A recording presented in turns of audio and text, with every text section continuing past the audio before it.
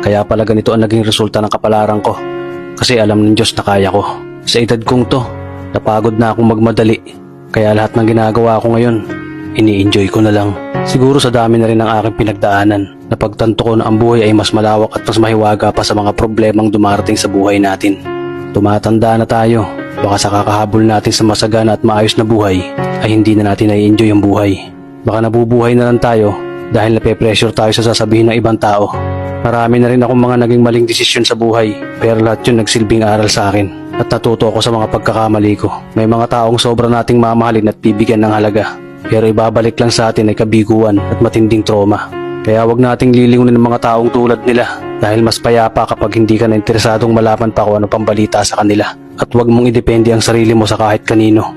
Tandaan mo, kahit sarili mong anino, iiwan ka din nito kapag madilim na ang paligid mo.